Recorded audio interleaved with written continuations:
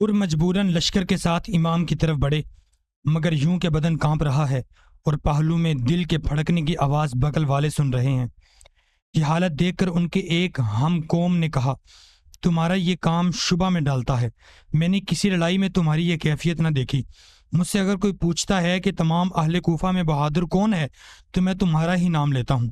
بولے، میں سوچتا ہوں ایک طرف جنت کے خوش رنگ پھول کھلے ہیں اور ایک جانب جہنم کے بھڑکتے ہوئے شعلے بلند ہو رہے ہیں، اور میں اگر پرزے پرزے کر کے جلا دیا جاؤں تو جنت چھوڑنا گوارا نہ کروں گا۔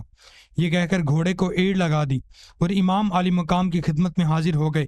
پھر عرض کی، اللہ مجھے حضور پر قربان کرے، میں حضور کا وہی ساتھی ہوں جس نے حضور کو واپس جانے سے روکا، جس نے حضور کو حراست میں لیا۔ خدا کی قسم مجھے یہ گمان نہ تھا کہ یہ بدبخت لوگ حضور کا ارشاد قبول نہ کریں گے اور یہاں تک نوبت پہنچائیں گے۔ میں اپنے جی میں کہتا تھا، خیر بعض باتیں ان کی کہی کر لوں کہ وہ یہ نہ سمجھیں کہ یہ ہماری اطاعت سے نکل گیا، اور انجام کار تو وہ حضور کا ارشاد کچھ نہ کچھ مان ہی لیں گے، اور خدا کی قسم مجھے یہ گمان ہو کہ یہ کچھ نہ مانیں گے تو مجھ سے اتنا بھی ہرگز واقع نہ ہو۔ اب میں تائب ہو کر حاضر آیا ہوں، اپنی جان حضور پر قربان کرنا چاہتا ہوں، کیا میری توبہ حضور کے نزدیک مقبول ہو جائے گی؟ فرمایا، ہاں، اللہ عز و جل توبہ قبول کرنے والا اور گناہ بخش دینے والا ہے۔ اور یہ مجدہ سن کر اپنی قوم کی طرف پلٹے اور فرمانے لگے، کیا وہ باتیں جو امام نے پیش کی تھی منظور نہیں؟ ابن سعد نے کہا، ان کا ماننا میری قدرت سے باہر ہے۔ فرمایا، اے عکوفیو، تمہاری مائیں بے اولادی ہوں، تمہاری ماؤں کو رونا نصیب ہو، کیا تم نے امام کو دشمنوں کے ہاتھ میں دینے کے لیے بلایا تھا؟ کیا تم نے وعدہ نہ کیا تھا کہ اپنی جانیں ان پر نثار کرو گے اور اب تم ہی ان کے قتل پر آمادہ ہو؟ یہ بھی منظور نہیں کہ وہ اللہ کے کسی شہر میں چلے جائیں جہاں وہ ان کے بال بچے امان پائیں۔ تو نے انہیں قیدی بے دست و پا بنا رکھا ہے، فرات کا بہتا پانی جسے خدا کے دشمن پی رہے ہیں، اور گاؤں کے کتے سور جس میں لوٹ رہے ہیں۔ حسین اور ان کے بچوں پر بند کیا گیا، پیاس کی تکلیف نے انہیں زمین سے لگا دیا۔ تم نے کیا برا معاملہ کیا ذریت محمد سے؟ اگر تم توبہ نہ کرو اور اپنی حرکتوں سے باز نہ آؤ تو اللہ قیامت کے دن تمہیں پیاسا رکھے گا۔ اس کے جواب میں ان خبیثوں نے حضرت حر پر پتھر پھینکنے شروع کیے۔ یہ واپس ہو کر امام کے آگے کھڑے ہو گئے۔ لشکر سے زیاد کا غلام یسار اور ابن زیاد کا غلام سالم میدان میں آئے اور اپنے مقابلہ کے لیے مبارز طلب کرنے لگے۔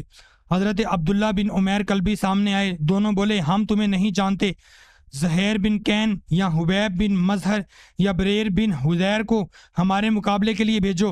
حضرت عبداللہ بن یسیر سے فرمایا، او بدکار عورت کے بچے، تو مجھ سے نہ لڑے گا، تیری لڑائی کے لیے بڑے بڑے چاہیے۔ یہ فرما کر ایک ہاتھ مارا، وہ قتل ہوا۔ سالم نے آپ پر وار کیا، بائیں ہاتھ سے روکا، انگلیاں اڑ گئیں، داہنے سے وار کیا، وہ بھی مارا گیا۔ یہ عبداللہ کوفے سے امام کی خدمت حاضر ہوئے تھے اور ان کی بیوی ام وہب ان کے ساتھ تھیں۔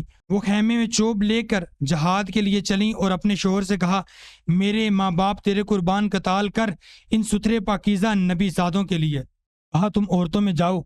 نہ مانا اور کہا، تمہارے ساتھ مروں گی۔ آخر حضرت امام نے آواز دی کہ اے بی بی، اللہ تجھ پر رحمت کرے، پلٹ آ کہ جہاد عورتوں پر فرض نہیں۔ واپس آ گئیں۔ ایک مردک ابن حوزہ نے پوچھا، کیا تم میں حسین ہیں؟ کسی نے جواب نہ دیا۔ 3 بار پوچھا۔ لوگوں نے کہا، تیرا کیا کام ہے؟ بولا، اے حسین، تمہیں آگ کی بشارت ہو۔ فرمایا، تو جھوٹا ہے، میں اپنے مہربان رب کے پاس جاؤں گا۔ پھر اس کا نام پوچھا، کہا ابن حوزہ۔ دعا فرمائی، الہی اسے آگ کی طرف سمیٹ۔ یہ سن کر وہ مردود غضبناک ہوا، حضور کی طرف گھوڑا چمکایا۔ قدرت خدا کے گھوڑا بھڑکا اور یہ پھسلا، ایک پاؤں رکاب میں الجھ کر رہ گیا۔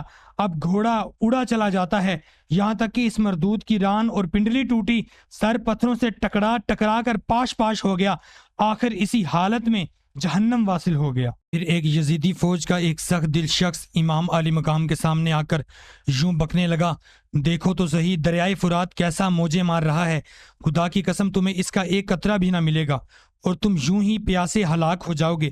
امام تشنا کام نے بارگاہ رب الانام میں عرض کی، اللہم امتی عطشانہ یعنی یا رب اس کو پیاسا مار۔ امام علی مقام کی دعا مانگتے ہی اس بے حیا کا گھوڑا بدک کر دوڑا، وہ پکڑنے کے لیے اس کے پیچھے بھاگا۔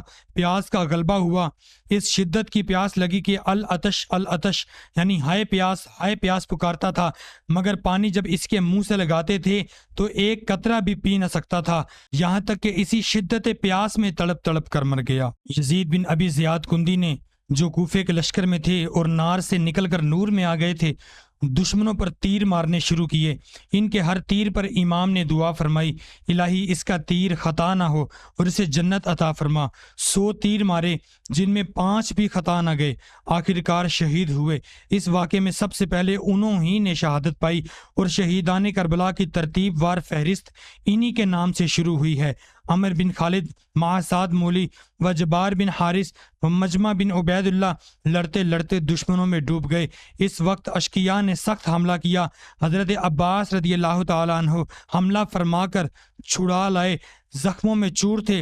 اسی حال میں دشمنوں پر ٹوٹ پڑے اور لڑتے لڑتے آپ بھی شہید ہو گئے۔ اب امام کے وفادار اور جان نثار سپاہیوں میں چند رشتہ داروں کے سوا کوئی باقی نہ رہا۔ ان حضرات میں سب سے پہلے جو دشمنوں کے مقابلہ پر تشریف لائے امام کے صاحبزادے حضرت علی اکبر ہیں۔ شیروں کے حملے مشہور ہیں، پھر یہ شیر تو محمدی کچھار کا شیر ہے۔ اس کے جھنجھلائے ہوئے حملہ سے خدا کی پناہ دشمنوں کو قہر الہی کا نمونہ دکھا دیا، جس نے سر اٹھایا نیچا دکھایا۔ صف شکن حملوں سے جدھر بڑے دشمن کائی کی طرح پھٹ گئے، دیر تک قتال کرتے اور قتل فرماتے رہے۔ پیاس اور ترقی پکڑ گئی، واپس تشریف لائے، دمیں راست فرما کر پھر حملہ آور ہوئے اور دشمنوں کی جان پر وہی قیامت برپا کر دی۔ چند بار ایسا ہی ہوا، یہاں تک کہ مرہ بن منقد عبدی شکی کا نیزہ لگا اور بدبختوں نے تلواروں پر رکھ لیا اور جنت علیہ میں آرام فرمایا۔ نوجوان بیٹے کی لاش پر امام نے فرمایا، بیٹے خدا تیرے شہید کرنے والے کو قتل کرے، تیرے بعد دنیا پر خاک ہے۔ یہ قوم اللہ سے کتنی بے باک اور رسول اللہ صلی اللہ علیہ وآلہ وسلم کی بے حرمتی پر کس قدر جری ہے۔ پھر ناش مبارک اٹھا کر لے گئے اور خیمہ کے پاس رکھ لی۔ پھر عبداللہ بن مسلم لڑائی پر گئے اور شہید ہوئے۔ اب اعداء نے 4 طرف سے نرگہ کیا۔ اس نرگے میں اون بن عبداللہ بن حضرت جعفر تیار اور عبد الرحمن و جعفر پسران عقیل نے شہادتیں پائیں۔ پھر حضرت قاسم، حضرت امام حسن رضی اللہ تعالیٰ عنہ کے ساتھ زیادہ حملہ آور ہوئے۔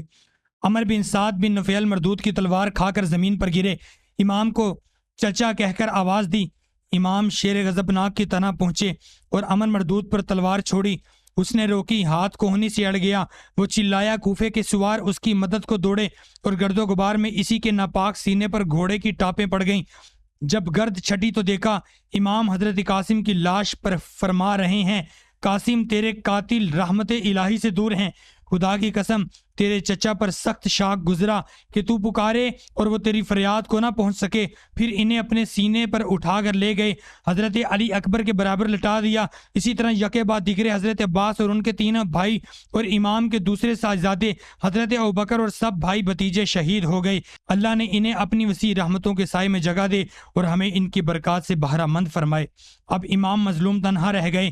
خیمے میں تشریف لا کر اپنے چھوٹے صاحبزادے حضرت عبداللہ کو، جو عوام میں علی اصغر مشہور ہیں، گود میں اٹھا کر میدان میں لائے۔